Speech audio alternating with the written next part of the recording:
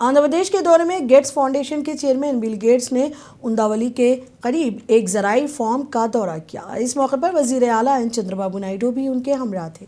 Bill Gates ने कुदरती खेती से तैयार शुदा पैदावार का जायज़ा लिया और मुताल्लिक़ा हुक्काम से बातचीत की। ओहदेदारों ने उन्हें रियासत के ज़राई शोबे में ड्रोन्स, AI और जदीद टेक्नोलॉजी के इस्तेमाल के बारे में ब्रीफिंग दी। वज़ीर आला चंद्रबाबू नायडू ने कहा कि आंध्र प्रदेश में किसान रिवायत को बरकरार रखते हुए टेक्नोलॉजी अपनाने में पेश है। उन्होंने बताया कि फसल, मंडी की कीमतों और मिट्टी की हालत के मुताबिक AI पर मबनी दुरुस्त मशवरे हुकूमत किसानों को फराहम कर रही है, जबकि कुदरती और पायदार खेती को भी फ़रोग़ दिया जा रहा है।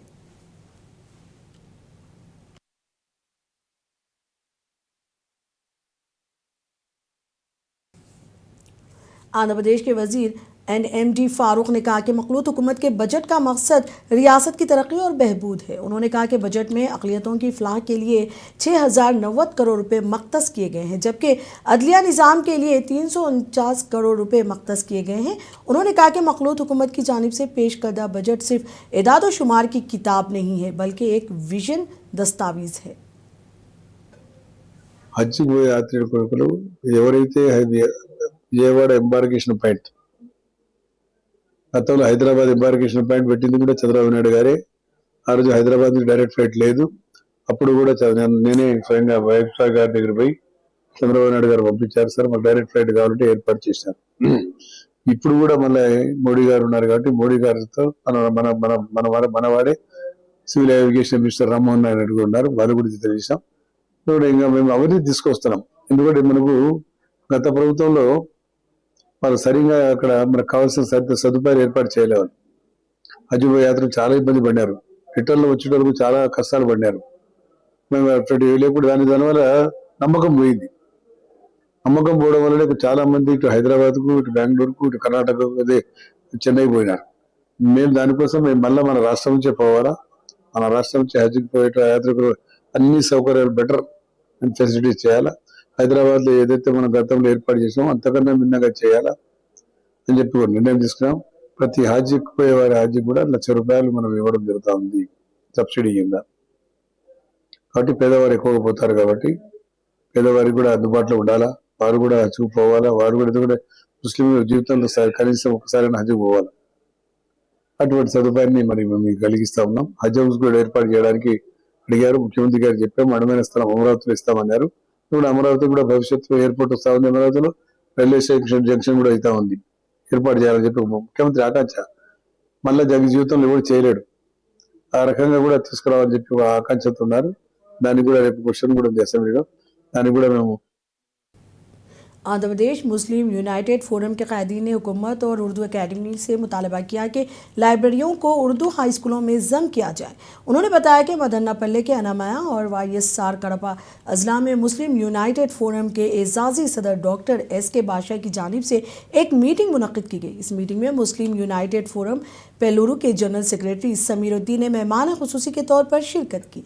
इस मौके पर डॉक्टर SK बादशाह और समीरुद्दीन ने लाइब्रेरियों को उर्दू हाई स्कूलों में ज़म करने पर जोर दिया ताकि तलबा और असातिज़ा इससे फ़ायदा उठा सकें। उन्होंने कहा कि उर्दू को दूसरी ज़ुबान करार देना एक खुशी की बात है और ये उर्दू की तरक्की के लिए एक अच्छी अलामत है। जब उनकी तनख्वाह कम होती है तो वो जो है करने के लिए 1-2 घंटे नाम के वास्ते आए और काम के वास्ते चला गए, ये मामला होता जाता है। इसके लिए जो है हमारा कहना यह है, उर्दू लाइब्रेरी को उर्दू स्कूल में मुंतकिल कर दिया जाए।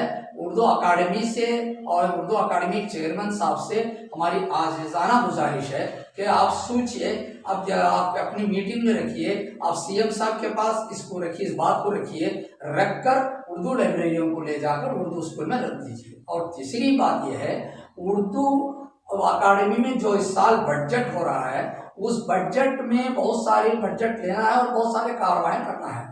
बच्चों के स्कॉलरशिप आना है और उर्दू सेमिनारें चलना है और अच्छे से अच्छे आला पैमाने पर मुशायरे चलना है और उर्दू के किताबों की अशिया, जो किताबों की जो डिमांड्स है उर्दू किताबें, उसकी अशियात करना है, हमें उसको टाइपिंग कराना है, उसकी किताबें बनवाना है, ये इसका खर्च में करना है। नाम के वास्ते एक मुशायरा चला दिए, ख़त्म कर दिए।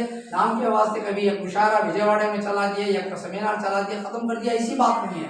हर डिस्ट्रिक्ट में अगर उर्दू तरक्की करना है तो हर डिस्ट्रिक्ट में एक मुशायरा चलाना है, आले पैमाने पर हर डिस्ट्रिक्ट में एक सेमिनार चलाना है, उर्दू की तरक्की हर एक टॉपिक पर उर्दू के सफाफी उर्दू के लिए चलाना है। इसके लिए जो है अमल करने के लिए मैं जो है चेयरमैन साहब से भी डिमांड कर रहा हूँ। चेयरमैन साहब अब सीएम साहब के पास रखकर इसको मुस्लिम आइन की वजह का जो डिमांड्स हैं वो डिमांड्स को पूरे करते हुए हमारे उर्दू तरक्की के लिए कारकर्दियाँ करना यह आपकी जिम्मेदारी है। इस वजह से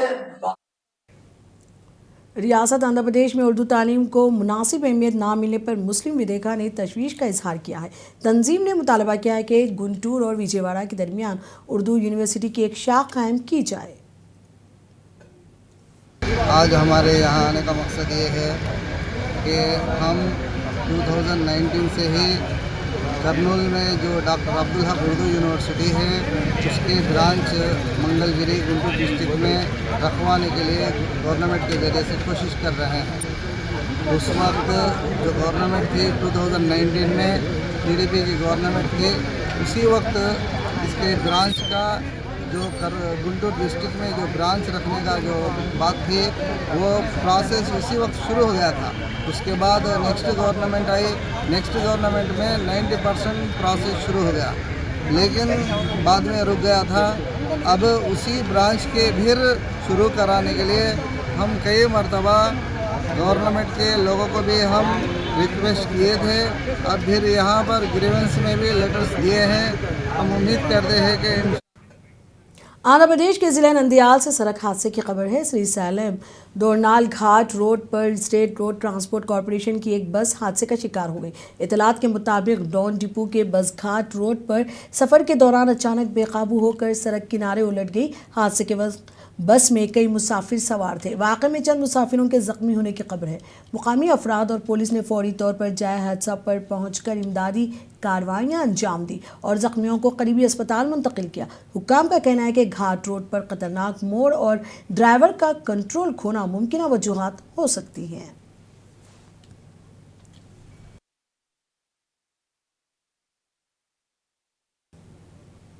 केरला ने पिछले साल शोबे सयाहत में एक नया रिकॉर्ड कायम किया है। रियासती वज़ीर सयाहत पीए मोहम्मद रियाज के मुताबिक साल 2025 में 2,58,80,365 सयाहों ने केरला का रुख किया, जो रियासत की तारीख में सबसे ज़्यादा तादाद है। उन्होंने बताया कि 2024 के मुकाबले में 2025 में 28,95,000 इजाफी सयाह आए। घरेलू सयाहों की आमद में 12.64% इजाफा रिकॉर्ड किया गया। इदाद शुमार के मुताबिक ज़िला इदकी घरेलू सयाहों की आमद में सेर फेरिस्त रहा, जहाँ 46,79,800 सयाह पहुँची। पीएम मोहम्मद रियाज ने कहा कि कोविड के बाद सयाहत के बहरान से निकलने के लिए हुकूमत ने स्टेक होल्डर्स के साथ मशावरत की, टेक्नोलॉजी के इस्तेमाल और मरहला वार हिकमत अमली अपनाई, जिसके मुस्बित नताइज सामने आए।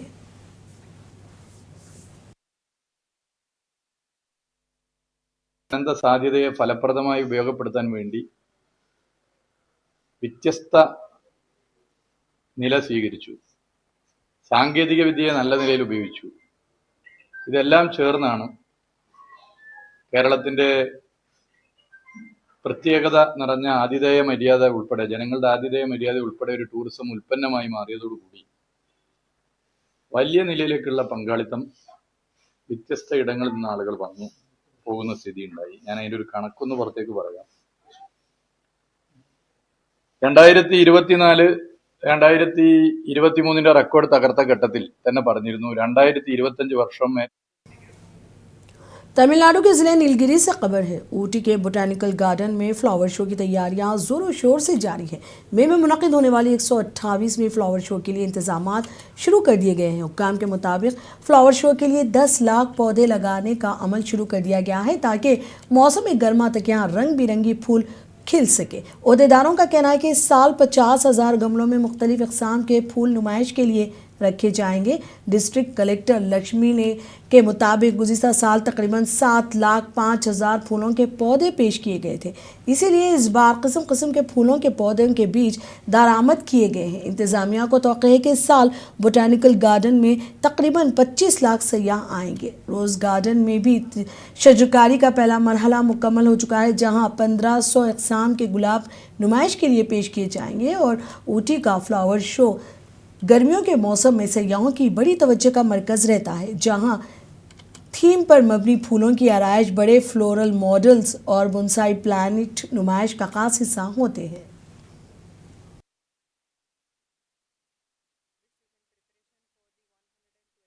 The flower show coming this May. Last year we had around 7.5 lakh different various flower plants exhibited in this park. This year we are aiming to go for around 10 lakhs. Telangana हुकूमत ने बायो एशिया 2026 के इनेकाद का ऐलान किया है और आलमी मंदोबीन को शिरकत की दावत दी है। रियासती वज़ीर डी श्रीधर बाबू ने कहा कि बायो एशिया कॉन्फ्रेंस में टेक्नोलॉजी और बायोलॉजी के इम्तिजाज के ज़रिए शोबे सेहत के मुस्तकबिल पर रोशनी डाली जाएगी। Of Government of Telangana, I warmly invite you to BioAsia 2026 in Hyderabad. We look forward to welcome the global leaders of India's Life Sciences Hub. Here in BioAsia 2026, we under the theme Tech Bio Unleashed